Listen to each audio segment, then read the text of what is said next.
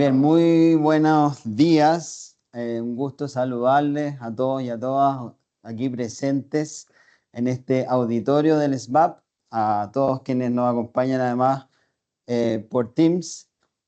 Para mí es un placer poder abrir este segundo encuentro SBAP. Tenemos planificados varios encuentros, uno al mes al menos, gracias al equipo de Comunicaciones, Educación y Ciudadanía.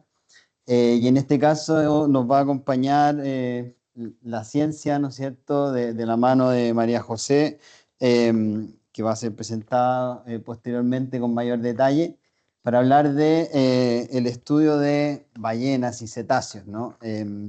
Para mí ha sido un mundo encontrarme con los cetáceos en general, el mundo que me abrió el camino a lo que estoy haciendo actualmente, que es trabajar por la conservación de la biodiversidad. Entender el comportamiento de estas especies es clave, especies que además en Chile son monumento natural, cuestión que nos impone además un desafío muy importante a los equipos de trabajo. Entender el comportamiento de los cetáceos en general nos permite además entender el comportamiento de la humanidad, de dónde venimos y hacia dónde vamos, así que es una pieza fundamental. Y asimismo la ciencia tiene un rol fundamental en el quehacer de nuestros servicios. Desde que se concibió la ley que nos crea, se concibió de la mano de la ciencia y a lo largo de toda su tramitación estuvo muy presente. No por nada tenemos un comité científico asesor que nos va a acompañar en la toma de decisiones más relevantes. Así que, sin más, los dejo disfrutando de este encuentro. Muy bienvenida y muchas gracias por estar con nosotros.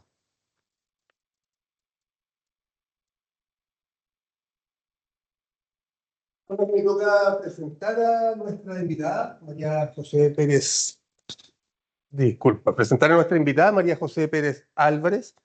Yo quiero hacer hincapié en dos factores relevantes. Uno, su trayectoria académica y segundo aspecto relevante es que es mujer en un mundo en el que la carencia de mujeres en ciencia debiera ser abordado y relevado, ¿no? Entonces, una mujer científica que se dedica a, como línea de investigación a la integración de los estudios de la ecología molecular y la conservación biológica, con un enfoque directo en la conservación de los ecosistemas que estudia, ¿no? Es académica de la Universidad de Chile, miembro del Instituto Milenio Base y del Centro de Investigación Eutropia. Así que con mucho gusto les dejo con ella.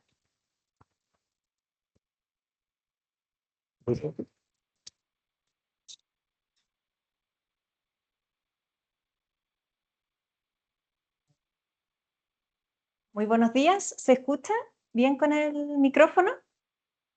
¿Sí?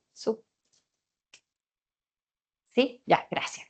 Bueno, primero agradecer la invitación al servicio, a los departamentos, a Marx directamente por poder estar aquí compartiendo esta conversación con ustedes relacionada justo con temas de conservación, cetáceos, Chile, ¿cierto?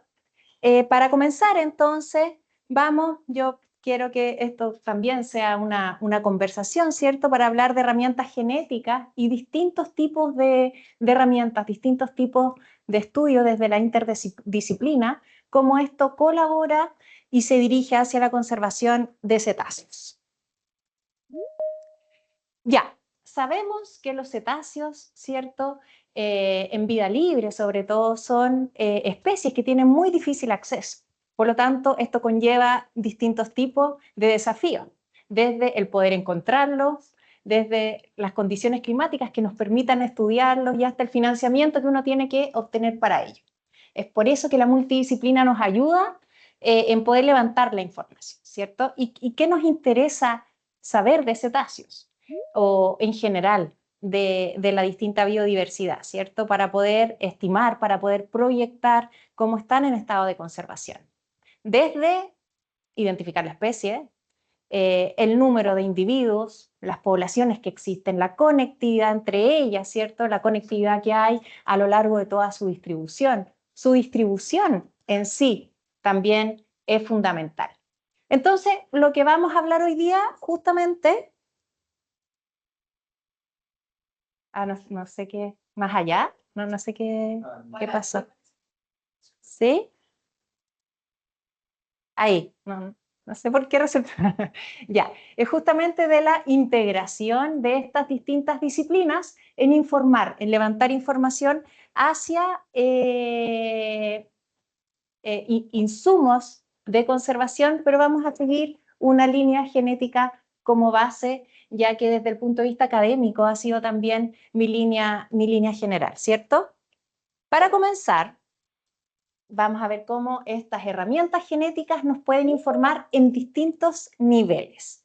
A nivel, primero, ¿cierto? A nivel individual, ¿qué nos interesa? En qué, lo más básico, ¿cierto? Cómo la genética nos ayuda a identificar especies, a saber qué es lo que estamos viendo, a saber de dónde vienen estos individuos que podemos ver, ¿cierto? Y después ya poder hablar de población.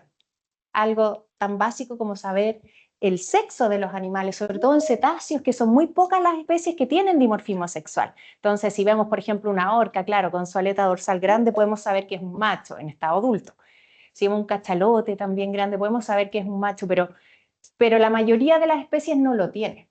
Entonces, mediante una muestra de piel podemos inmediatamente, con trabajo en laboratorio, saber en relación a qué sexo es el individuo que estamos viendo y de qué nos sirve eso justamente para poder saber proporciones de sexo en la población, para saber si hay alguna amenaza, sexo específica, etc.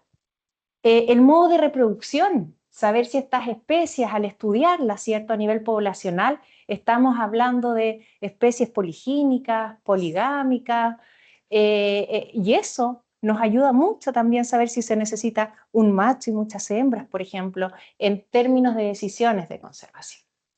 Si pasamos ahora a términos más poblacionales, también nos interesa saber la estructura poblacional.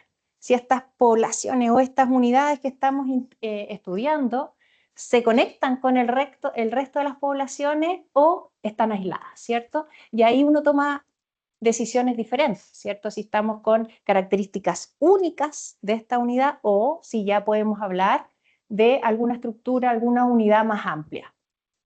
Entonces, identificar población es muy importante. El realizar inferencias demográficas, es decir, nos ayuda, es increíble si uno en realidad utiliza esta herramienta, no es desde el interés de andar pipeteando en el laboratorio en sí, sino cómo podemos mediante estos muestreos inferir, por ejemplo, cómo ha cambiado el tamaño efectivo, el tamaño desde el punto de vista genético, ¿cierto? Poblacional en el tiempo. Y también conectar poblaciones que puedan tener una distribución más amplia, poder saber cómo esta información genética o linaje sobre todo se distribuyen geográficamente. Entonces poder saber si poblaciones que están en el hemisferio sur se conectan con poblaciones del hemisferio norte o intrahemisferio también. Entonces estos son como distintos niveles que podemos ir levantando información en base a la genética. Vamos a comenzar entonces con algunos ejemplos. Vamos a partir a nivel de individuo, ¿cierto? Con la utilidad de esta identificación de especies. Y aquí me gustaría contarles la importancia de poder complementar la información que se levanta en los varamientos que ocurren, ¿cierto? Estas mortalidades de individuos que llegan a nuestras costas, donde muchas veces llega también a lugares con poco acceso, o muchas veces cuando uno tiene acceso a los individuos no están tan frescos, ¿cierto? No es tan fácil la identificación morfológica o se parecen mucho, hay especies que se parecen y cuesta identificarlo. Entonces, en este marco es que nosotros tenemos una colaboración desde hace ya un tiempo con el Servicio Nacional de Pesca, donde podemos de alguna manera complementar la información que se levanta in situ cuando se varan los animales, ¿cierto? Principalmente en base a la identificación de especie y al sexaje.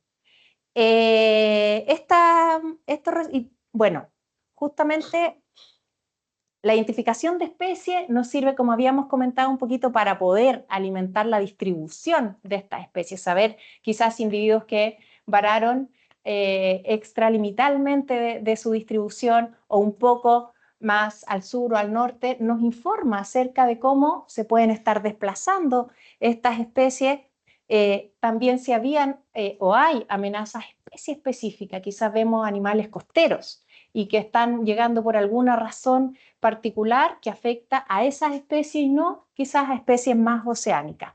Y también lo que conversamos acerca del sexo, que nos ayuda a saber desde la información reproductiva en sí hasta poder entender estas proporciones de sexo. Quizás están muriendo solo hembras, solo machos o de ambos, entonces poder saber cómo está afectando algún tipo de amenaza. Entonces, en este estudio, que esta es los primeros semestres o años de colaboración que instalamos, ya lo llevamos hace un par de años y constantemente estamos tratando de poder retroalimentar esta información. Lo que hacemos básicamente, yo sé que no van a ver nada, pero tampoco importa en realidad, porque lo que acá se muestra, ¿cierto?, es en las especies que pudiesen haber sido identificadas de manera morfológica, es decir, visualmente cuando se estaba tomando la muestra de la información, entonces el poder corroborar si esta especie efectivamente a nivel molecular es la especie que se está reportando, si efectivamente no calza, ¿cierto? O si no estaba la identificación de especie, poder complementar eso. A nivel molecular, el identificar cetáceos también existen las herramientas genéticas para poder llevarlo a cabo. Lo mismo con el sexaje. Y el sexaje sí, por las razones que comentamos, de la ausencia de dimorfismo sexual, que solo lo puedes identificar en la mayoría de las especies cuando ves la porción ventral y que muchas veces en un estado ya de descomposición tampoco está tan directo de ver o efectivamente quizás no se puede reconocer, es súper importante y eso también puede hacerse a nivel molecular. Y como ejemplo de alguna de las ganancias o los beneficios que esto ha traído, ha sido poder corroborar dos especies que son muy parecidas, que es la que está arriba, ¿cierto?, un esquema de la ballena sei, la que está abajo de la ballena fin. La ballena fin tiene una porción blanca como carácter diagnóstico, pero la coloración una vez muerto también va cambiando un poco, ¿cierto? Difieren en tamaño, tienen características diferentes, pero no son especies fácilmente distinguibles. Por lo tanto, y también ambas están en algún estado de conservación de preocupación. Entonces, el poder saber si estamos hablando de una u otra especie es súper importante y es algo que se ha logrado complementar con esta colaboración de varamiento. Por otro lado, sucede lo mismo si nos vamos a odontocetos, ¿cierto? Aquí estamos hablando en el esquema izquierdo de delfín chileno y en el derecho de marsopa espinosa. Son uno un delfín, la otra una marsopa, un poquito diferentes, pero estamos hablando de odontocetos, distribución muy costera, por lo tanto, mucha interacción con actividades antrópicas, mucha interacción con pesca artesanal. Entonces, el poder saber, y delfín chileno, vamos a llegar a hablar particularmente de él, pero delfín chileno, distribución endémica, por lo tanto, el saber cualquier tipo de información que se pueda levantar es muy importante. Y eso también se ha podido complementar en base a la identificación y sobre todo el tema de la identificación de sexo. Entonces, no me pasa, no sé qué pasó. O si quieres, apunto. Ah, es que fue mucho, me quedaba. Ay, pucha. Ah, sí, ya. Bueno, en el fondo es poder decir que existe esta complementariedad desde las instituciones, desde la información, desde el registro de varamientos con el apoyo genético y este trabajo interdisciplinar donde si no existiera esta colaboración o esta mirada más amplia, no podríamos estar llegando a esta información que sirve para toma de decisiones. Seguimos a nivel de individuo, ¿cierto?, que informa a nivel de población y después a nivel de especie, pero individuos varados, en este caso estamos hablando de otra especie que se llama calderón común de aleta larga o de aleta corta, son dos especies distintas, Globicéfala melas, Globicéfala macrorhynchus, que se encuentran en nuestras costas y tenemos una de ellas, bueno, si se fijan en los esquemas son bastante parecidas, frente bulbosa, base de la aleta dorsal ancha, pero tiene ciertas diferencias en las aletas pectorales. Pero cuesta mucho identificarlo, no es fácil de hacerlo en vida libre. Una de ellas, que es Loicephalmelas, tiene una distribución, no voy a intentar tanto con el puntero, tiene una distribución más amplia, la podemos ver en verde en el esquema, ¿cierto? En cambio, Macrorhynchus tiene una distribución más cortita y se ha reportado principalmente en la zona norte de nuestro país, lo podemos ver en el rectángulo gráficamente, nomás, ¿cierto? En el rectángulo rojo. Entonces, registros principalmente o inicialmente visuales de estas especies que se han reportado frecuentemente en el archipiélago de Humboldt, registros visuales tenían las sospechas, ¿cierto? Si podíamos estar hablando de estas dos especies diferentes. Y mediante un varamiento que ocurrió, ahí muestreado por Frederick Toro, ¿cierto? Pudimos en colaboración poder identificar que se refiere justo a la especie en la cual se distribuye principalmente más al norte. Por lo tanto, si bien es un dato puntual este varamiento, sí visualmente existen otros registros y podemos decir, oh, efectivamente esta especie está probablemente ampliando su distribución. Estamos muy preliminarmente, pero ya es un dato, ¿cierto? Y esto, ¿de qué sirve saber, cierto, que está ampliando la distribución?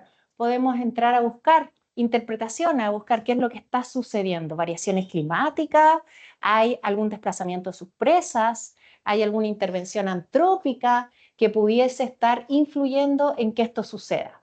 Entonces, nuevamente el aporte de una identificación a nivel molecular, la confirmación a nivel morfológica, entonces ahora ya, efectivamente, tratemos de interpretar qué es lo que está pasando.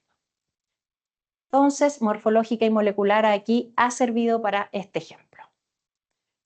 Nos vamos a un tercer ejemplo de nivel de individuo y aquí nos fuimos a las orcas. Orcas tenemos 4 ecotipos. Para las orcas es bien compleja cómo está estructurado esto, porque aparte de que tiene a nivel general una distribución cosmopolita, sí están descritos distintos ecotipos, es decir, se alimentan diferentes, se comportan diferentes, aún siendo considerado una misma especie, tiene estas diferencias que ya uno las puede ver morfológicamente. Entonces, en el océano austral, hemisferio sur, se han descrito 4 ecotipos. Dentro de ellos, el menos frecuente de ver es el ecotipo D. Característica principal, sin puntero, es el parche ocular, el parche blanco, que es pequeño, es más pequeño que todo el resto y tiene esta frente bulbosa que es diferente a los otros ecotipos. Entonces, un par de años atrás hubo un varamiento de este ecotipo en el Estrecho de Magallanes y esta información fue descrita, fue analizada por un grupo de investigadores, ¿cierto? Acá tenemos donde se encuentran estas imágenes en esa publicación de Aro y colaboradores y de todos los individuos, que fueron 8 o 7, se logró identificar la mayoría de manera morfológica, pero aún faltaban algunos de ellos que había que corroborar, ¿cierto? Entonces ahí existe esta colaboración donde nos contactan, ¿cierto? Y nosotros de manera molecular pudimos corroborar que efectivamente los individuos varados en un mismo sitio, en un mismo evento, correspondían al mismo ecotipo que no en todos los casos estaba confirmado. ¿Y qué importa? ¿Qué importancia tiene esto? Entonces, saber más información de este ecotipo que tiene distribución subantártica, antártica, había olvidado decir eso, entonces es bastante desconocido, ya el que esté ahí nos habla de su distribución. El que esté en un grupo de 8 individuos donde son todos del mismo ecotipo e información mitocondrial, todos tienen el mismo haplotipo, dejémoslo ahí nomás, nos habla de una unidad, ¿cierto? Nos habla de conducta, están relacionados y varan en conjunto. y aún así también pudimos sexarlo, ¿cierto? Siendo la mayoría de ellas hembras. Entonces está justamente hablando y casi del libro del comportamiento de la orca, ¿cierto? Mayoritariamente con hembras, con un macho presente. Entonces es bastante más la información que uno puede obtener y poder entender qué es lo que está pasando, ¿cierto? Sí, sí, sí. Entonces, acá nos informa, ¿cierto?, de estructura poblacional, distribución, conducta y complementa esta información.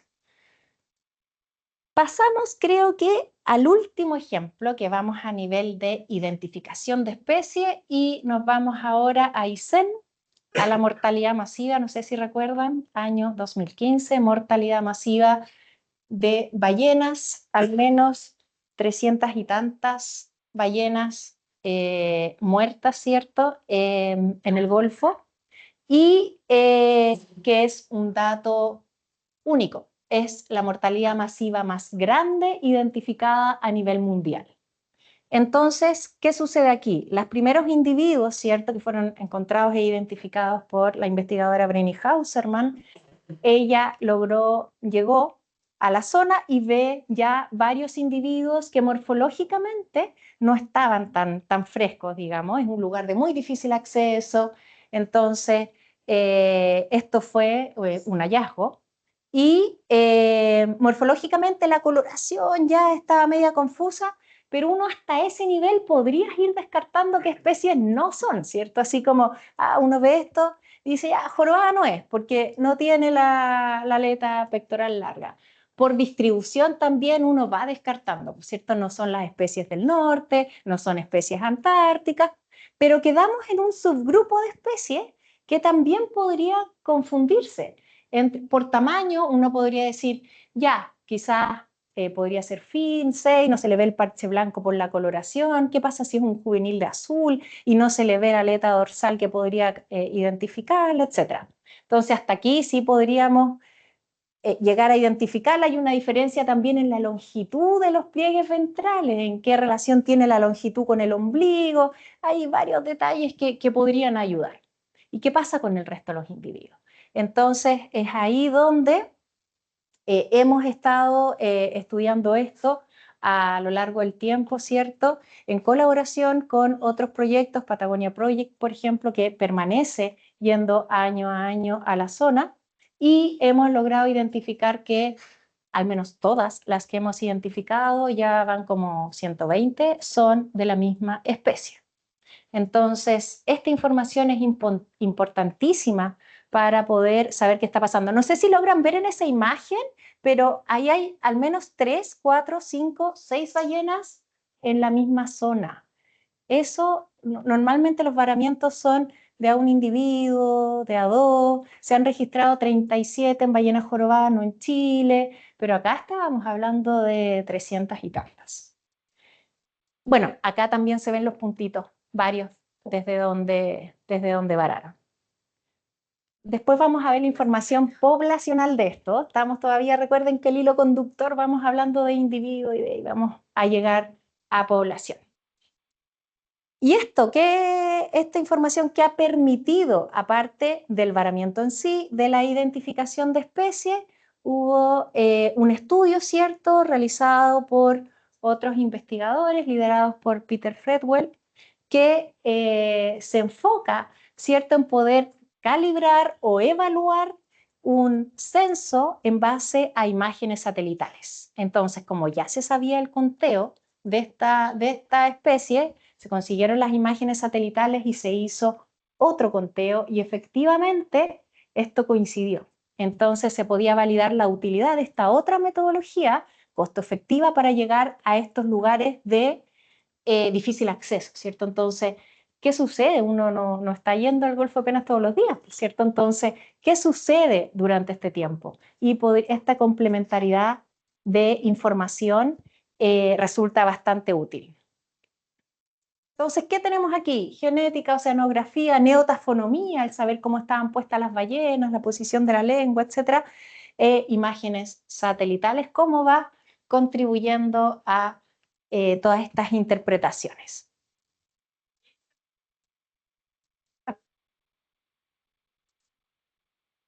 Mira, ahí entramos, claro, a otro tema, pero lo que sí se identificó en varios individuos es que tenían presencia de veneno amnésico y...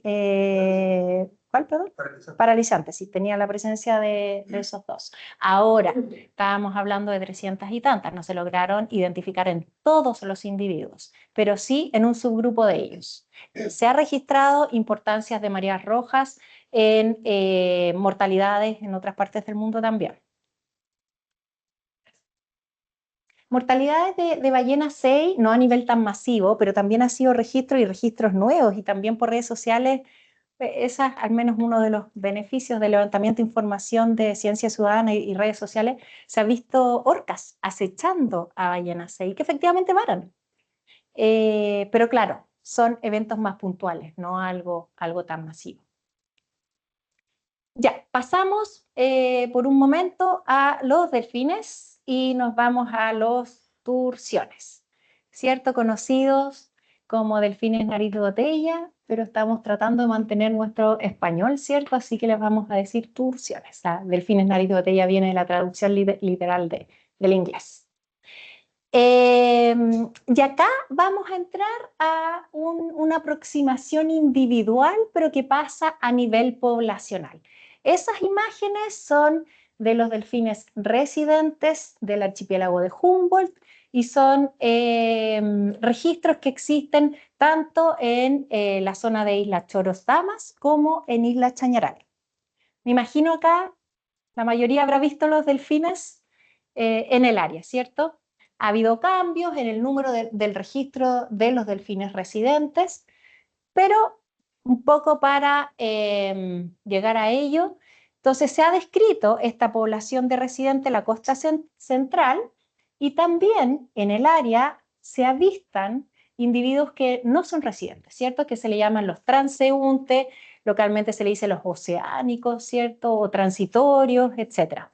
Y ellos, en su mayoría, no todos, ¿cierto? Tienen diferencias que uno las puede, diferencias conductuales. De hecho, los residentes como que se mantienen cerca de la costa, los otros efectivamente se registran más desplazamiento que, aunque también registran alimentación en la zona, se ha visto interacción entre los dos tipos y se ha logrado, ¿cierto?, diferenciar cuáles son residentes de cuáles no y cómo se llega a hacer esto mediante la fotoidentificación en general, cómo se llega a diferenciar a nivel de individuo mediante la fotoidentificación de las aletas dorsales.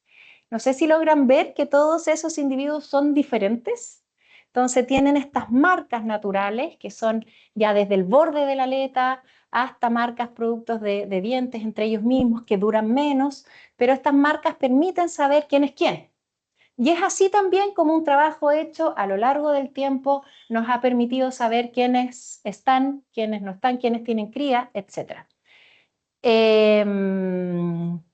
Y también resulta muy interesante aprovechar toda esta información y esta oportunidad, ¿cierto? Y que nos da el archipiélago de Humboldt para poder ver conducta. Entonces, ¿qué pasa? Si ya los conoces, poder ver cómo interactúan entre ellos. Y está propuesto, ¿cierto? A nivel conductual en otras partes que quizás existen estas alianzas macho-macho para poder reproducirse con las hembras o alianzas hembra-hembra cuando están en época de crianza. Llegan también los conceptos de nodriza, que van a haber algunas hembras que se van a quedar cuidando a los juveniles o a las crías mientras otras se van a alimentar. Entonces, nosotros lo que realizamos fue un muestreo dirigido. Con muestreo me refiero a una toma de biopsia en vida libre. La imagen, y también un poco intencionalmente está ahí porque podría, si uno no va con un complemento de información, podría malinterpretarse, ¿cierto? Nosotros vamos con un rifle de toma de biopsia que dispara un dardo, toma una muestra de piel. Me imagino Carlos ya hizo eso ya fue más o menos comentado, pero toma una muestra de piel y nosotros hicimos un muestreo dirigido. Como conocíamos a los individuos, queríamos, este residente muestra, y sabíamos quién era quién, entonces nosotros lo llamamos con nombre. Entonces, por ejemplo, hay uno que se llama Jorge, ya, Jorge sí nos interesa. Entonces, todos tienen un nombre bastante particular. Entonces íbamos muestreando a los residentes sabiendo quién era quién. Los no residentes no sabemos quién es quién, son muchos y van de paso. Pero sí lo lográbamos diferenciar entre los distintos grupos. Entonces, ¿cuál era la pregunta aquí? Hay preguntas a nivel poblacional y preguntas a nivel individual. Por una parte, ¿son distintos? ¿Interactúan entre ellos a nivel reproductivo o no? ¿Cierto? ¿Son solamente los no residentes van de paso o se mezclan con los residentes? Entonces, justamente hicimos ese estudio primero a nivel mitocondrial, en una interpretación del análisis de la dinámica sociogenética de la población residente, y los resultados nos llevaron a este modelo. ¿Cuál es nuestra propuesta? ¿Cierto? Tenemos aquí todos los grupos, los residentes y los no residentes. No sé si el puntero me... Ah, no. No importa, lo hago con el dedo. Entonces, tenemos en la parte azul ejemplificada, ¿cierto?, la porción no residente, que es distinta al círculo interior que vendría siendo la residente, es decir, hay estructura entre ambas, se diferencian. Los residentes, que son los de adentro, estarían conformados por las hembras, que son las hembras fundadoras, y machos que tienen el mismo haplotipo, la misma información mitocondrial, por lo tanto son hijos de esas hembras, pero también la porción residente está conformada por machos que provienen de las poblaciones no residentes. Entonces, aunque se mantiene una estructura, no existe una homogeneidad entre los dos, ¿cierto? Sí hay un cierto flujo que estaría entrando desde la porción no residente. Y esto es un poco lo que uno podría plantear, ¿cierto? Sí, ¿cuál podría ser la evasión a la endogamia de esta población que se ha mantenido por el tiempo? Entonces, ahora ya, ¿cómo podemos aprovechar eso a nivel de individuo y a nivel de relaciones? Y es ahí también donde entra el poder hacer estos sociogramas, que nos lleva a pensar, vas viendo de a díadas, entonces ver los dos individuos en base a fotografía. Si dos individuos están siempre asociados con otro a lo largo del tiempo, ¿qué pasa con ellos? ¿Son parientes, no son parientes? ¿Los dos son machos, los dos son hembras? ¿Qué es lo que sucede? Y poder entender cómo es la dinámica poblacional. Entonces eso ya es un estudio más a nivel de individuo que se puede entender a nivel poblacional. Y también se puede saber cómo se mantiene esto en el tiempo. Eso quiere decir ese gráfico, nomás que estamos viendo el número de asociaciones en el tiempo. Entonces, si la misma asociación permanece en el tiempo o estaba fluctuando. Si permanecen un poco, después se mezclan entre otros, y para torsiones efectivamente está descrito eso y es efectivamente lo que sucede. Permanecen asociaciones entre algún tiempo y después se mezclan con el resto, que es lo que uno lo lee como fisión-fusión, como estructura fisión-fusión. Ya, desde otra mirada, ¿cierto? Y acá nos vamos a un estudio trófico, a un estudio... Sí.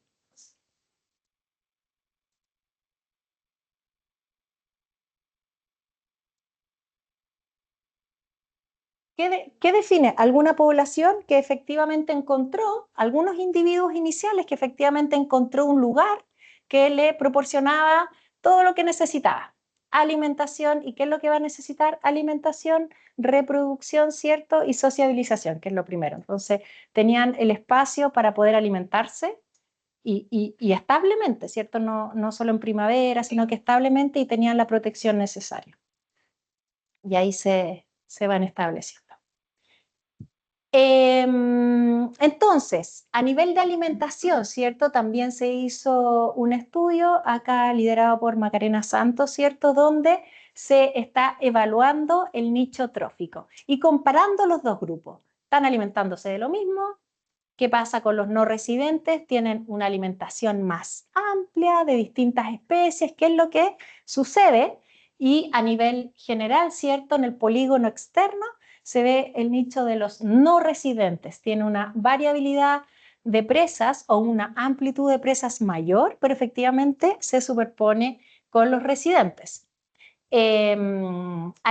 Y esto refleja, ¿cierto?, que hay una alta abundancia de presas en el archipiélago de Humboldt, una mayor amplitud de los delfines transitorios y se sugiere que los transitorios utilizan un rango más amplio que los residentes, pero que la oferta alimentaria logra sustentar a los dos grupos, ¿cierto?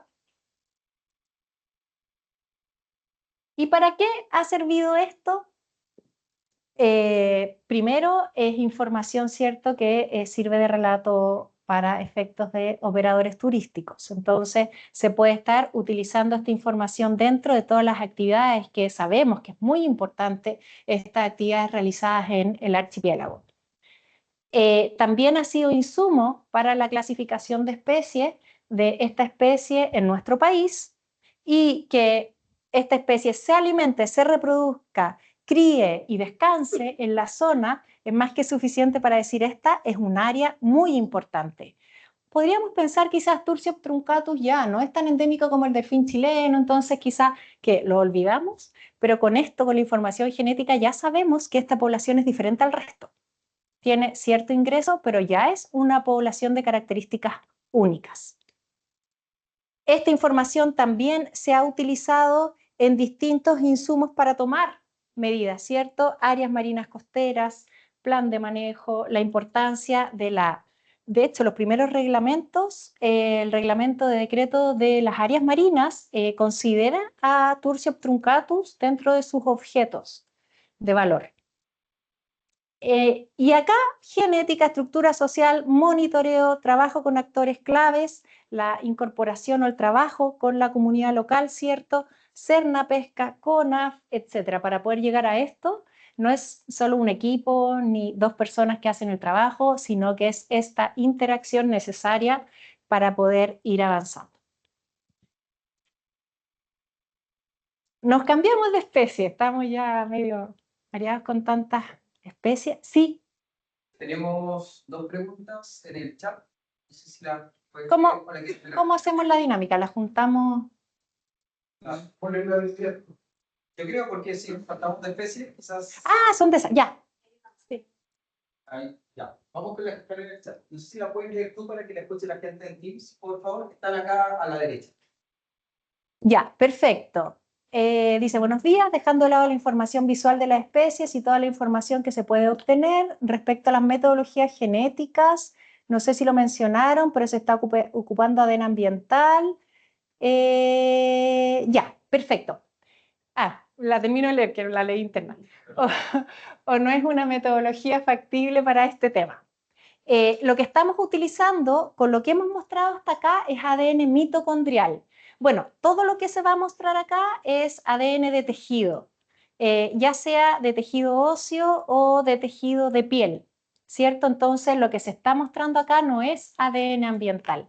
El ADN ambiental efectivamente sirve, nosotros no lo hemos usado, ha servido principalmente para caracterización de número de especies. En cetáceos también se ha usado en otros mamíferos marinos. El muestreo es un poquito engorroso, pero yendo a lo directo, no se está mostrando resultados de ADN ambiental. ¿Sí? ¿Está bien? Ya. Consulto la marca de dientes en delfín aribotella de la misma especie. ¿A qué comportamiento responde? Ya. Algunos, los que mostramos ahí principalmente, los odontocetos sobre todo, son bien sociales, a diferencia de los misticetos. Eso se me olvidó decir de la mortalidad masiva.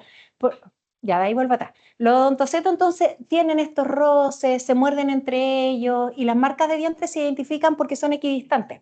Entonces, efectivamente, estos dientes pueden ser entre ellos mismos. Ahora, podría ser que haya otra especie que está interactuando con ellos. Entonces, no sé, orcas, por ejemplo, podrían haber otro registro de dientes de otra especie, pero lo habitual son entre los mismos individuos que sociabilizan.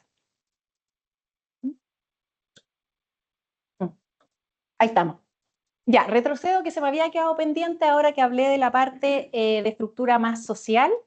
¿Por qué era tan especial esta mortalidad masiva de 300 y tanto? Porque uno podría decir, bueno, en Globicéfala, en Pseudorca, hay otras especies que varan masivamente también. No 300 y tantos, pero varan masivamente porque tienen esta estructura bien cohesiva, ¿cierto? Donde hay un líder, está el resto, etc. Pero las orcas no.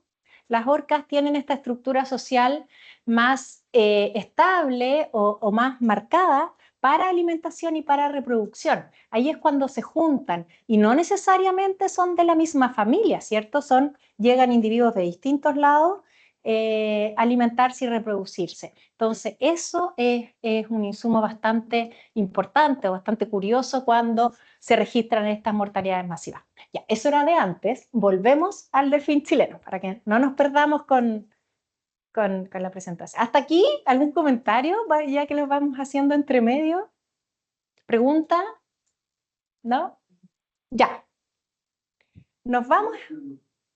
Sí. ¿Se sabe si ha habido un cambio, perdón, en los estados de conservación de los cetáceos a partir de su protección como monumento natural que ocurrió, entiendo, el año 2008? Y una ley además que los protege, que los declara a Chile zona libre de caza de cetáceos. ¿Se sabe si hay algún cambio en el estado de conservación en virtud de esos niveles de protección? Mira, poder registrar un cambio a nivel poblacional es bastante complejo porque hasta el día de hoy no existen estimaciones de abundancias para todas las especies. Se está avanzando en ello también con proyecciones poblacionales, con tener estimaciones un poquito proyectadas, pero eso está sucediendo actualmente, pero menos información se tiene de antes. Entonces, esta información como comparativa no es tan directa. ¿A qué uno se pudiese apuntar? En las ballenas vamos a ver si un poquito de lo que pudo haber sido, pero ya más histórico, caza ballenera. A identificación de amenaza y a disminución de la amenaza. Entonces, por ahí uno podría pensar ya si la amenaza quizás está disminuyendo o está aumentando, esta población podría estar más afectada o no. Entonces, hablar desde la amenaza más que del dato de abundancia en sí. Ya, nos vamos entonces al delfín chileno, Cephalorhynchus eutropia. Acá tenemos la especie endémica de nuestras costas, ¿cierto? Con características bien particulares, como vemos es distinto a los turciones, aleta dorsal redondita, el rostro también es más corto y presenta esta especie como de cintillo, que se le dice, ¿cierto? Esta coloración más oscura que tiene posterior al orificio respiratorio. El delfín chileno se distribuye principalmente, o sea, se distribuye desde Valparaíso hasta la región de Magallanes y dentro de su distribución habita dos ambientes diferentes. Desde Chiloé hacia el norte, ¿cierto? Ambientes más expuestos, con alta presencia de desembocadura de ríos, y desde la porción sur ya una distribución en fiordos más protegidos a nivel general. Entonces tenemos estos ambientes diferenciados y ese quiebre también ya son zonas biogeográficas diferenciadas en los 41 grados sur para distintos taxas, ¿cierto? No tan solo peces, entran ahí distintos taxas diferenciados. Esta especie también históricamente cuenta con distintas amenazas donde ya no está permitido, pero esta amenaza, ¿cierto?, utilizada como carnada para la captura de crustáceos, la pesca de crustáceos, fue algo también bastante descrito y principalmente interacción con actividades antrópicas. Es muy importante su distribución costera, entonces actividades antrópicas como las redes de pesca, interacción con salmonicultura también. Son una de las principales amenazas descritas para esta especie. Ya, Es así entonces como su estado de conservación está descrito como en disminución, ¿cierto? Casi amenazado. Y es un poco lo que apunta en base a la amenaza, más que saber la comparación de tamaños poblacionales o de abundancia de esta especie. ¿Está aumentando la amenaza o qué es lo que está sucediendo?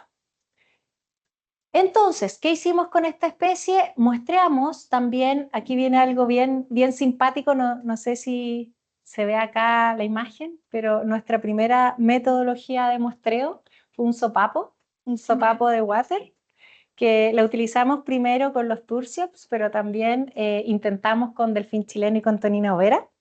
Y lo dábamos vuelta, lo poníamos, ¿cierto?, en un palo y le poníamos velcros esterilizados. Entonces, los que se acercaban al bote los topábamos. Eso ya hace varios años. En el caso del delfín chileno, tiene otro comportamiento completamente diferente a los tursiones.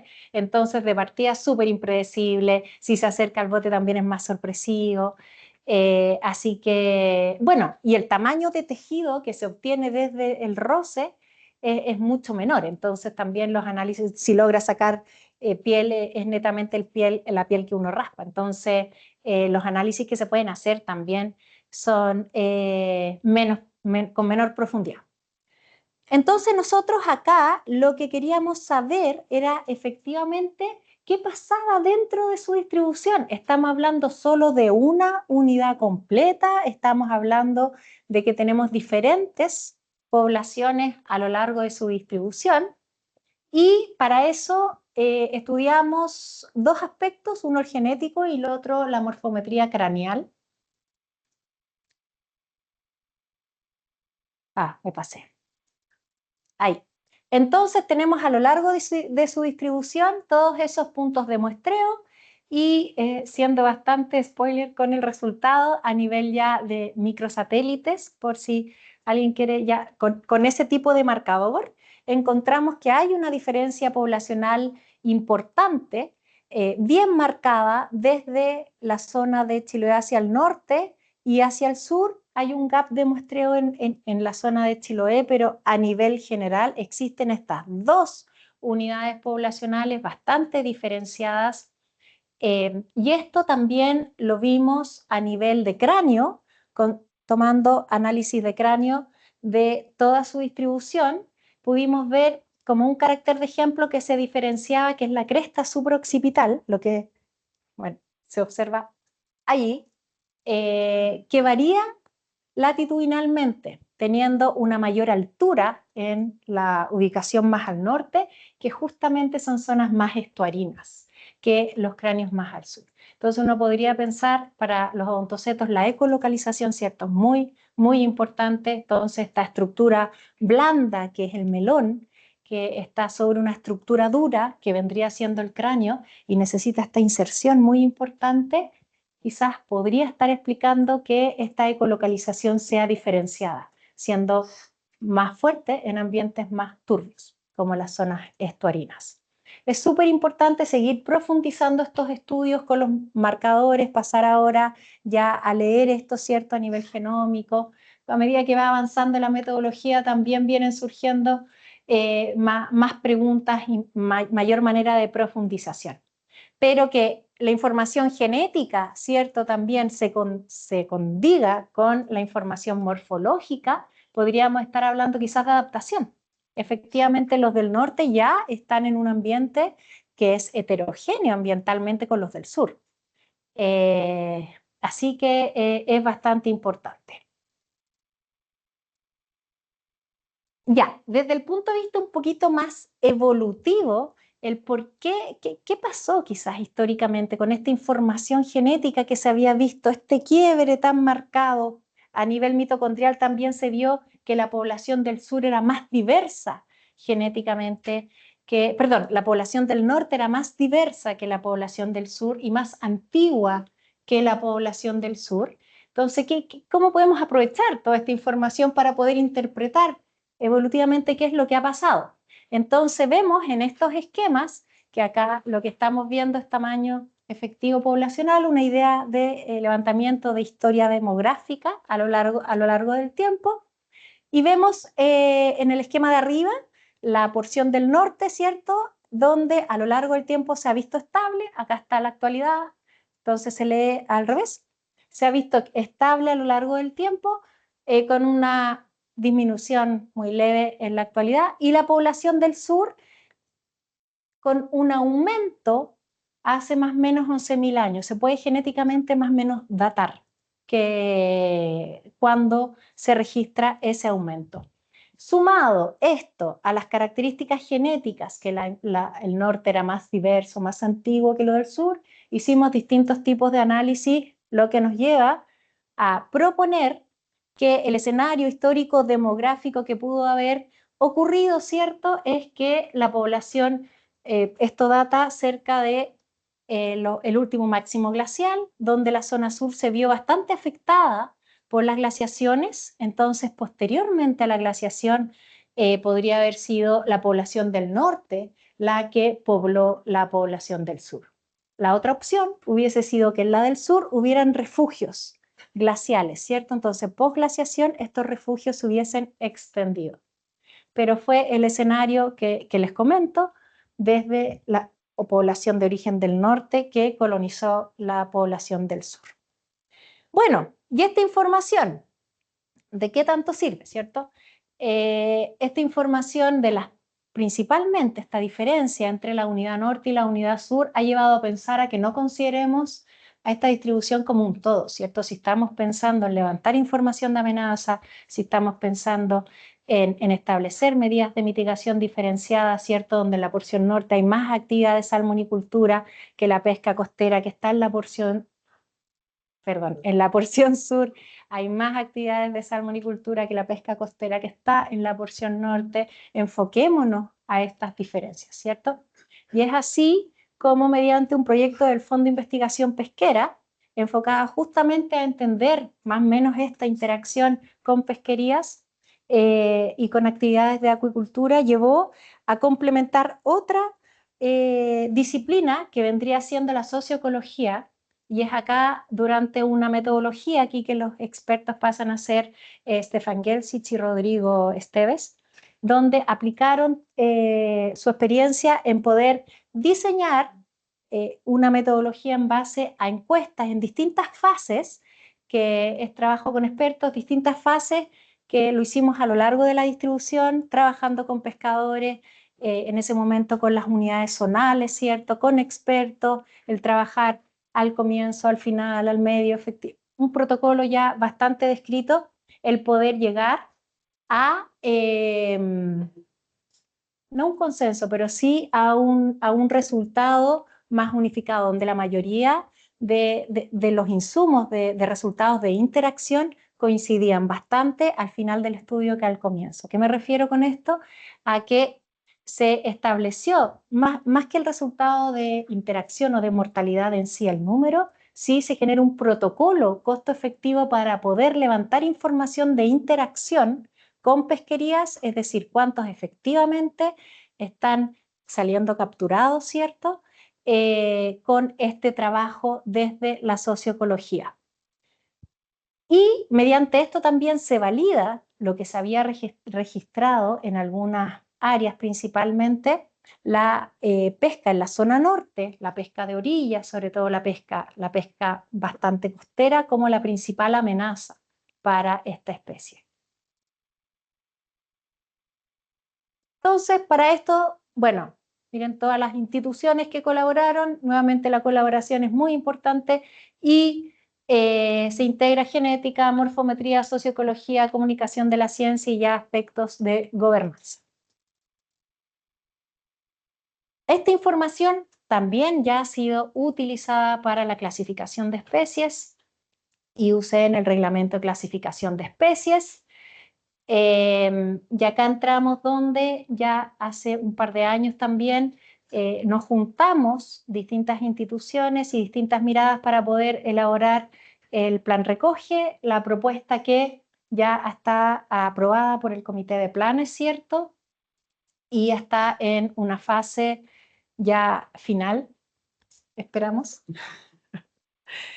Y ha sido también llevada a colegios y llevada también a otro tipo de audiencias, un poco para empoderarnos, ¿cierto? Empoderar ya a los niños de que tenemos una especie única, una especie endémica, y en ese librito que fue realizado con la editorial Amanuta aparece la población del norte, la población del sur, del delfín chileno, entonces para poder ir transmitiendo en concreto esta información.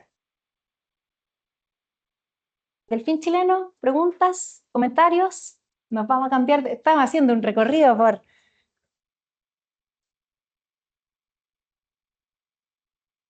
Ya, ahí entran dos. Uno, la pesca, la malla de columna. Ahí, Marc, si técnicamente quieres complementarme, me complementas. Pero pasa a ser la red de columna de agua, pero cercana a la orilla. Y otra pesca que no está registrada oficialmente, que es la pesca desde la costa, que es horizontal. Entonces, uno puede ver, sobre todo en costa central y costa sur, mallas dispuestas desde la orilla en forma perpendicular a la costa. Y como esta especie es tan costera, efectivamente tiene registros de mortalidades en ambos tipos de pesca. Sí, sí, porque delfín chileno podríamos, por ejemplo, diferenciar red de cerco industrial, principalmente registros históricos, delfín común, turcios. O sea, pasan a ser especies más oceánicas. Delfín chileno marsopa, costero. Pesca, sí, pesca artesanal. Ya, pasamos entonces a la siguiente. El congénere, el hermanito del delfín chileno, Tonina overa. Tonina overa, tenemos distribución en nuestras aguas, pero es una especie transfronteriza, ¿cierto? Porque hay dos subespecies registradas para esta especie con una distribución en Sudamérica, ¿cierto? Incluida nuestras costas, Argentina, en el sur de Chile principalmente, Argentina, costa atlántica e Islas Malvinas, y otra subespecie descrita para las islas Kerguelen. Entonces estamos hablando de una población bastante alejada, 8.000 y tantos kilómetros desde el continente.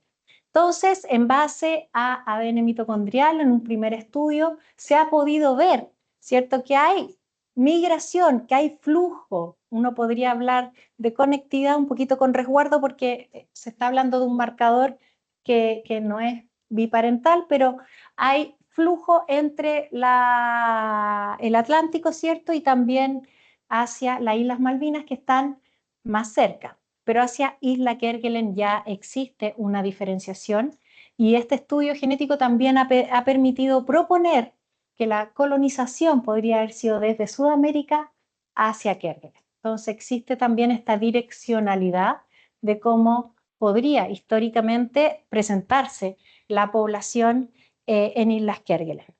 Actualmente estamos explorando un poco más esta estructuración a nivel genómico. Esto es parte de la tesis doctoral de Francisca Rodríguez, y poder ver efectivamente ya a un nivel más fino qué es lo que está sucediendo por el lado atlántico, la conexión con Chile y esta diferenciación con Kerguelen. Y acá entra un aspecto muy importante, entretenido y curioso. ¿Qué pasa con la adaptación? Ocurre adaptación, tenemos ambientes heterogéneos nuevamente. Hay diferencia entre lo que podemos ver en Sudamérica con lo que ocurre en Kerguelen. Entonces existe adaptación, se puede ver adaptación en estos distintos ambientes. Y también algo bien bonito que estamos haciendo, que estamos explorando esto a nivel desde la gobernanza. ¿Qué ocurre con especies transfronterizas y cómo se van regulando en las distintas naciones?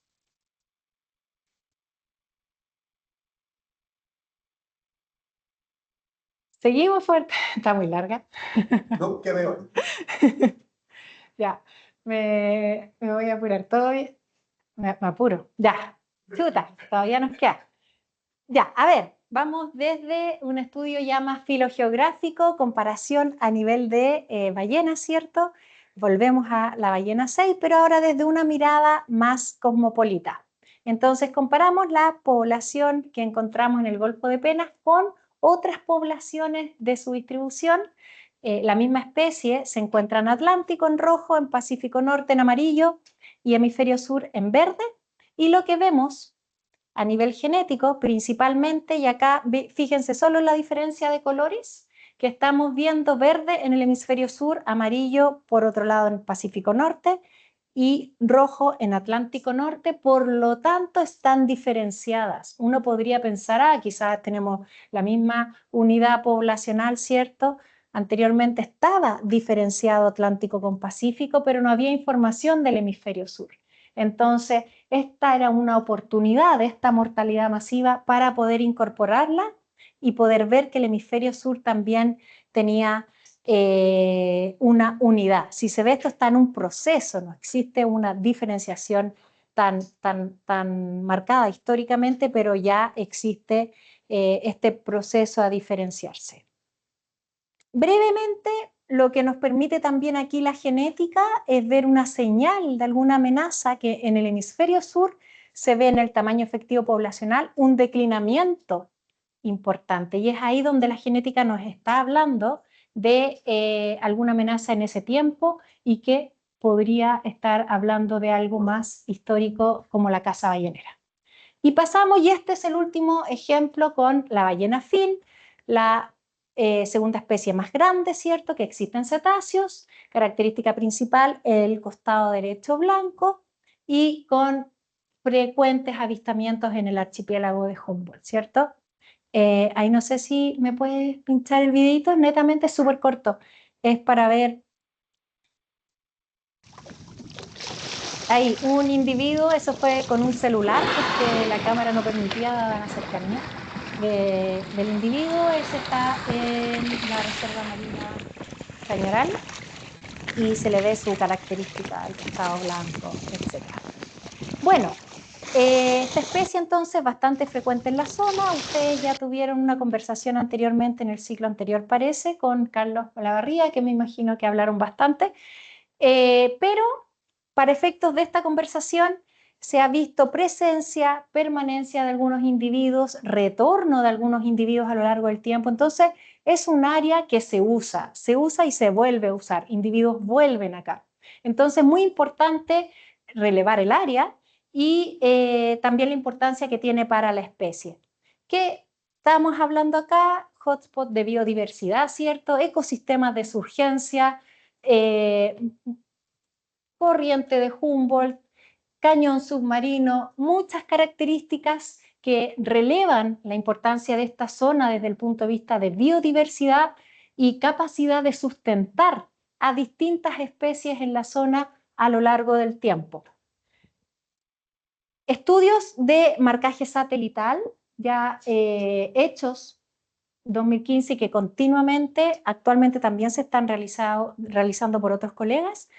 Acá se logra ver, este estudio liderado por Maritza Sepúlveda, se logró ver que especies implementadas con tags satelitales presentaban una distribución y movimientos más cortos, ¿cierto? Uno podría pensar, como con otras ballenas, que las migraciones podrían llegar a la Antártica, al menos algunos individuos permanecen en la zona. Y lo otro importante es el uso del área, bastante costera. Por lo tanto, esa es una zona que no solamente tenemos que restringirnos, ¿cierto?, a la Reserva Marina Isla Chañaral, sino que hablar del archipiélago en común y del área completa como una unidad. Este uso no tan solo fue de desplazamiento, sino que en los puntitos rojos se puede ver una interpretación como forrajeo. Entonces se utiliza el área para desplazarse, para alimentarse. Por lo que cualquier instalación de megapuertos, ¿cierto?, obras que se pudiesen instalar en esa zona acá o en el futuro, es una amenaza directa. Estamos hablando de colisiones con embarcaciones. Me siento apurada, no sé si acá me apuraron acá. No, vamos, por favor.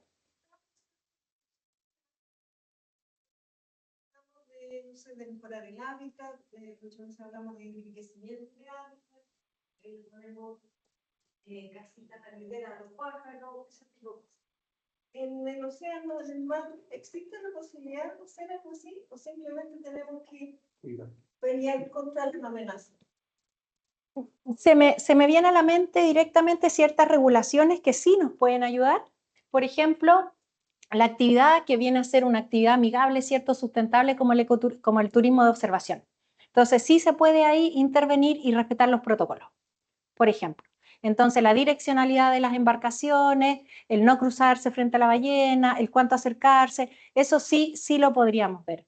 Y lo otro son las rutas de las embarcaciones grandes, ¿cierto? Las colisiones con embarcaciones, que pasa a ser la principal amenaza. Entonces, el poder controlar estas rutas de embarcaciones en estos corredores y rutas de grandes cetáceos.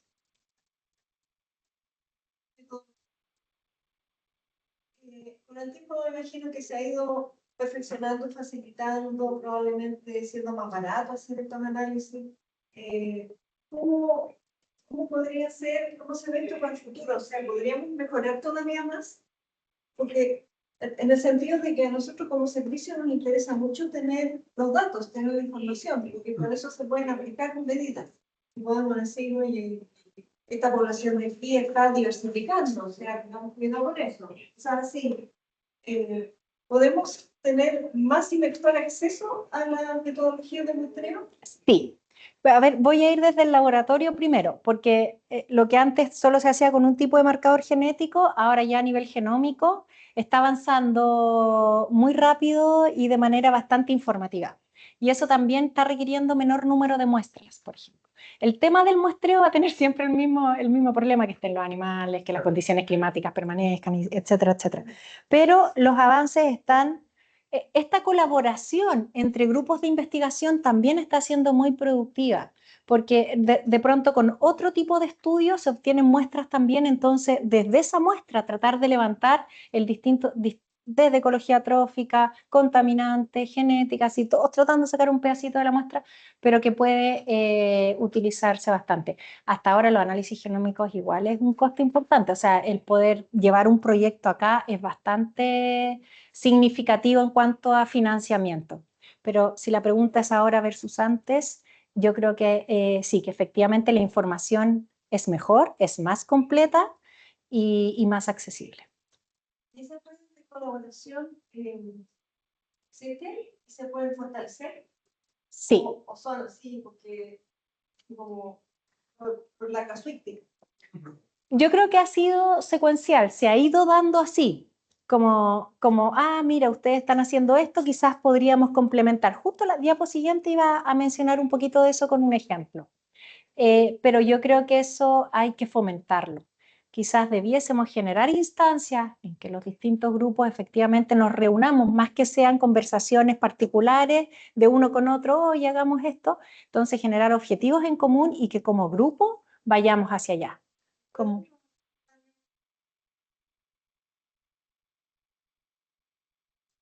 Sí, claro, claro. De todas maneras, de hecho, con Delfín Chileno estábamos, claro, no estábamos específicamente pensando en grupos, pero sí en objetivos diferentes que tuviesen que complementarse. Ya, estoy terminando, me queda una diapo nomás, por favor. Me siento presionada. Ya. Entonces, para terminar, desde el punto de vista genética, netamente les quiero comentar que hicimos también un estudio integral de toda su distribución.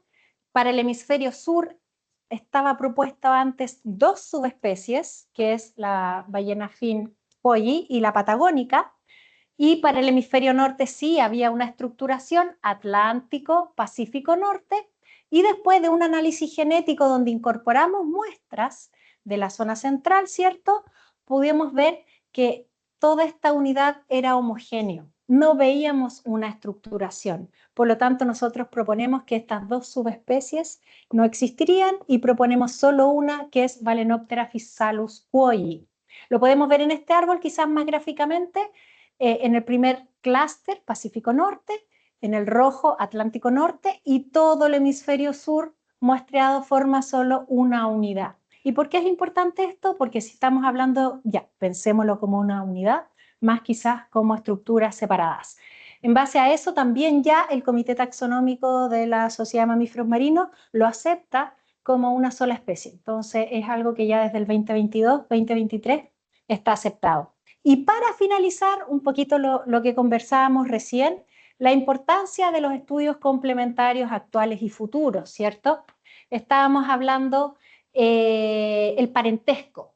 Parentesco también es un estudio que estamos realizando con la mortalidad masiva de ballena sei. ¿Qué pasa con las ballenas fin en el norte? Hacer el parentesco es muy importante. Combinar, esto nos habla de esto, variación anual, estacional, el sexaje, la conducta. Acá estamos colaborando, es un ejemplo de colaboración con estudios oceanográficos, ¿cierto? Que están allá siendo liderados por Susana Bucam, Carlos Olavarría.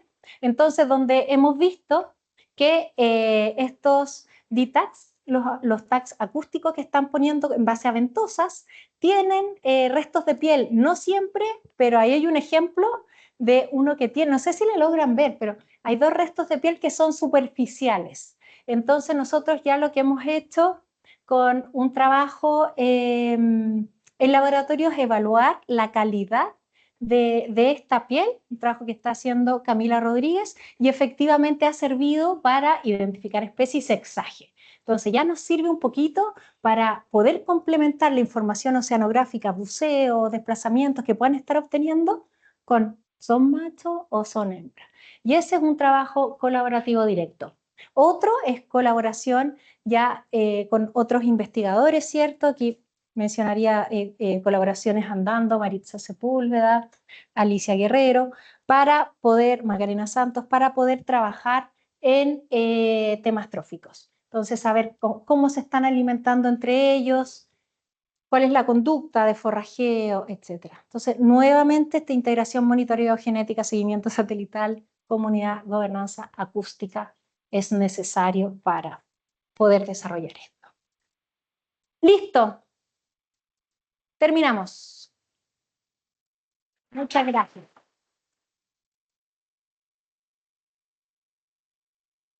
18 minutos, pero partimos 5 minutos más tarde. Sí, muchas gracias primero, María José, por la presentación. Nos deja muchos desafíos, mucha información también, muy interesante la vinculación, obviamente, entre el conocimiento científico y la política pública. Ahí es donde queremos apuntar. Sí, efectivamente vamos a tener ahora un par de minutitos para unas preguntas finales, pero mientras eso sucede les vamos a compartir 2 códigos QR, uno que es la lista de asistencia, que la pueden escanear con su teléfono, y una pequeña encuesta de satisfacción también de la jornada. Entonces, le agradecemos a las personas que están conectadas por Teams y a quienes están acá también en presencial, y eso, damos un par de minutos para las preguntas finales.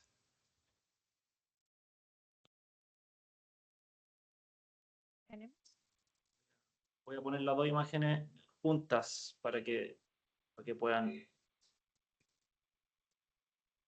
Ahí. ¿Sí? Ahí. Bueno. Ahí pueden la lista de asistencia y la encuesta. Ya. No, en el chat no tenemos preguntas, así que si hay alguna acá en el presencial.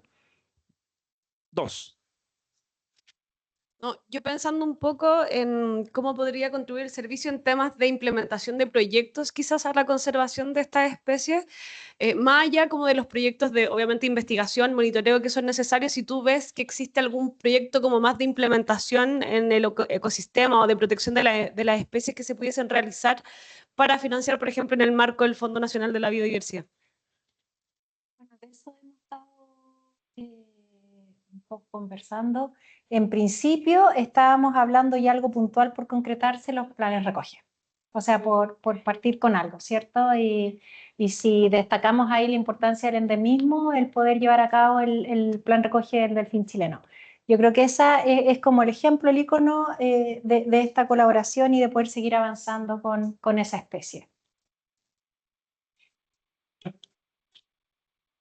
Yo tengo otra pregunta, muchas gracias. Primero, pido perdón porque no llegué al principio de la presentación, quizás ya lo comentaste, pero yo trabajo en otro ámbito, más acuático continental, y a partir de las muestras genéticas te quería preguntar si nos podías contar cómo ha sido la descripción de especies, si han habido nuevas propuestas de nuevas especies, porque, por ejemplo, yo conozco el tema de los peces continentales, y a partir de muestras genéticas, ¿cierto? Existe como, por así decirlo, 2 escuelas hoy día, todo el avance genético respecto a la taxonomía más tradicional, antigua. Entonces, se han propuesto nuevas especies, por ejemplo, el género de Diplomistes, que es una especie también endémica chilena, que compartimos con Argentina, y se han propuesto nuevas especies hacia el sur. Y lo otro, cómo se trabaja el tema de, por ejemplo, ADN ambiental, si nos puedes contar un poquito de eso, cómo está el tema de las bases de datos internacionales para el tema de contrastar. Yo me imagino que todos estos trabajos tienen que compartir esa información en base de datos internacionales, si nos puedes comentar un poquito Sí, de eso. súper. Primero, en base a identificación de nuevas especies, a nivel mundial, sí.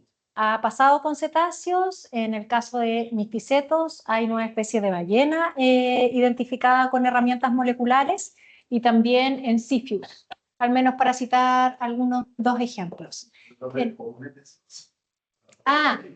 Sí, en ballena te la dejo así como a nivel general. Los Ziphius pasan que les dicen ballenas picudas, pero son odontocetos. Zífidos. Sí, claro. Sí, tenemos distribución en Chile. Espérame, que tenía otra idea que... A nivel ya. Lo que sí, que es bastante curioso, que nosotros lo que hicimos fue eliminar una subespecie desde el punto de vista genético. Ahí nos fuimos un poquito para atrás con la biodiversidad, pero justamente se encontraba esta unidad en vez de dos, y ahí sí nos ayudó la genética. El ADN ambiental sí se ha implementado en algunos estudios particulares y ha servido para identificación de especies, pero en este caso más de prueba metodológica, porque se sabía que esa especie estaba. Entonces fue como probar la metodología, pero sí el ADN ambiental se ha usado mundialmente para poder contar con cierta distribución en el lugar de especies de cetáceos. Ahí sí están estos resguardos de cuánto tiempo dura, y algunos resguardos metodológicos.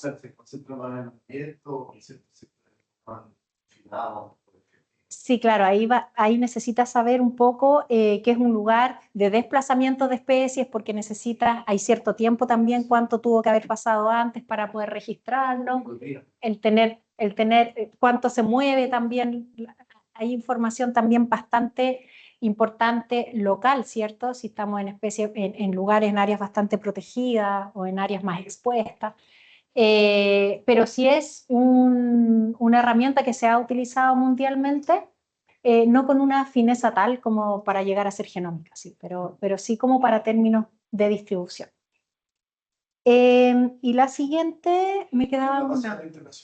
La base de datos internacional. Sí, efectivamente, la identificación, por ejemplo, de especies, tienes que compararlos con bases de datos internacionales. Nosotros siempre lo hacemos con GenBank, que es la mayor base de datos, pero para cetáceos existe también históricamente el DNA Surveillance, que es una base que con la importancia que tuvo todo esto con la caza ballenera, eso se estandarizó y son especies comprobadas, es decir, ya sabes la que era y está la secuencia, son todas secuencias validadas.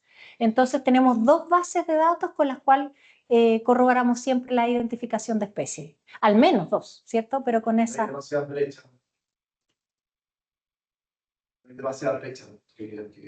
Son... A nivel de identificación de especies, con el marcador es bastante universal. Entonces, sí, para algunas, por ejemplo, no sé, si te cambias de grupo, pasas a marsopa, hay algunas finezas técnicas que cuesta un poquito metodológicamente, pero las especies más frecuentes, sí, como los cetáceos tienen esta particularidad que Comisión Ballenera Internacional, el tema de la caza de ballenas, existe esta estandarización validada de la mayoría de las especies. Y también el tema que trabaja la Susan Fugan, ¿sí? Como el tema sonoro, también hacen correlaciones como con esos trabajos, como de decir, no sé si a nivel de tribu, no sé cómo es la nomenclatura ahí, pero que han identificado a través de la vocalización, en el fondo, estas poblaciones o estos... ¿hay como correlación ahí entre la genética y el tema cómo se comunican? Mira, la idea es ir avanzando en ello. Justamente esta colaboración de estos DTACs con información más oceanográfica, con la parte genética, es algo que estamos iniciando y llevando a cabo. Ahora se me ocurren otros estudios, por ejemplo, que ha estado haciendo la SUSI con otras especies, con ballena azul, etcétera. No tenemos la comparación poblacional local complementaria a nivel genético, pero sí se ha hecho estudios con comparación de la especie a nivel mundial. Pero es necesario, o sea, de todas maneras para allá tenemos que ir, el complementar la acústica con la genética. y con las otras metodologías. Tenemos, para ir cerrando, tenemos 2 preguntas en el chat. Mira, si las puedes responder. Una dice si existe algún grupo de investigación o innovación que trabaje en el desarrollo de equipos tipo ventosas y qué tan factible es promover un plan recoge para mamíferos mayores como ballena fin como especie paraguas. Y la otra, la leo al tiro, dice si influye en la toma de muestras para el estudio genético del grado de descomposición del animal o da lo mismo su estado. Ya, voy a partir de la última que la tengo más fresquita que la dijiste recién. La muestra, sí, claramente influye. Una muestra fresca te ayuda, de hecho, si tuvieras in situ distintos órganos, se puede preservar de alguna manera y hacer análisis genómicos profundos inmediatamente. Cuando una muestra está degradada, vas a tener ADN más fragmentado. Entonces, el acceso que tienes a distintos levantamientos de información genética es menor. Aún así, más aún cuando ya estás hablando de huesos históricos y ahí ya obtienes ADN muy fragmentado con poquitas bases, ¿cierto? Entonces es más complejo. Pero bueno, se trata de hacer lo posible y sí se ha logrado llegar a identificar especies. Estamos tratando también de ver estudios demográficos desde huesos. Eso, me voy a la de la factibilidad de hacer planes recoge. Yo ahí, no sé, yo voy a dar la palabra para esa respuesta, pero sí me voy a la anterior, que las ventosas. Ya, las ventosas es algo que estamos probando en colaboración, ¿cierto? Entonces estamos viendo recién, estoy hablando aquí de un estudio que terminó hace un mes, de ver la calidad de este tejido y para qué sirve. Entonces lo probamos para identificación de especies y sexaje y de manera complementaria, porque en realidad si pensara un estudio genético propiamente tal, no pensaría en una ventosa, porque es un tejido mucho más superficial. Ahora, complementario, donde ya se estén usando ventosas, sí, ya si está saliendo piel, aprovechémosla e integremos la información para generar conocimiento. Bueno, muchas gracias nuevamente. Un aplauso Ya. a María José. Bueno, y para agradecer a las personas que todavía están conectadas y a quienes están presencial, el cierre de esta jornada lo va a hacer Constanza Tropa, jefa de la División de Biodiversidad del SBAT. Muchas gracias. Se escucha bien, ¿cierto? Voy a hacer un cierre cortito, no se preocupen. Bueno, agradecerte, María José, creo que es tremenda la información. De hecho, hoy, desde que entramos en operaciones, o cuando nace el SBAP, nace una sola visión de la biodiversidad dentro y fuera de áreas protegidas, en zonas marinas, zonas terrestres, por lo tanto nos llama a realizar una planificación con información estratégica. De hecho, los instrumentos de conservación para que sean efectivos, también lo dijo María José, tiene que ver con aspectos de gobernanza y lo interinstitucional. Aquí hay mucha complementación de información que nosotros esperamos tener en algún momento en el CIF a través de la incorporación de datos de otras instituciones públicas o datos de terceros, porque efectivamente, como hacían una pregunta, tiene que ver con los planes recoge y también esperamos que tener planes recoge en el corto plazo, pero es un instrumento que hoy día va a tener un reglamento que está tipificado en la ley y bien también lo preguntaba Leo, parece que tenía que ver con el control de amenazas, para que efectivamente nosotros pasemos de una declaración a medidas efectivas en términos de la conservación de nuestra biodiversidad. Tenemos que hacer ese trabajo con otras instituciones, tenemos que tener planes de conservación claros, pero sobre todo, cómo se comportan las especies para tener medidas que sean efectivas en el territorio y para la conservación. Sobre todo en medio marino, bueno, la biodiversidad en general, que está afectada por el cambio climático, por la contaminación o por distintas variables que han implicado que estamos en una emergencia de pérdida de biodiversidad bien importante. Por lo tanto, agradecemos un conjunto de varias capacitaciones y varias charlas que vamos a tener de personas expertas. Te invitamos en una próxima oportunidad, espero que quizás ya viendo instrumentos de conservación, estamos pensando también en tener una estructura de planes recoge que considere un conjunto de especies, dado que los cetáceos o la gran mayoría de los monumentos naturales en Chile son cetáceos. Es bien interesante porque siempre estábamos muy acostumbrados a las especies que son terrestres o de fauna pero los cetáceos también nos ponen en términos reglamentarios y de aplicación y de normativa un desafío bien importante. Así que eso, nada más que agradecerte tu exposición y la paciencia para darnos todos los detalles. Así que eso por mi parte, también agradecer a las personas que se conectaron. ¿Qué? Ah, perdón, a las personas que también se conectaron, perdón, muchas gracias, Nacho. Así que nos vemos en un próximo ciclo. Eso. Eso.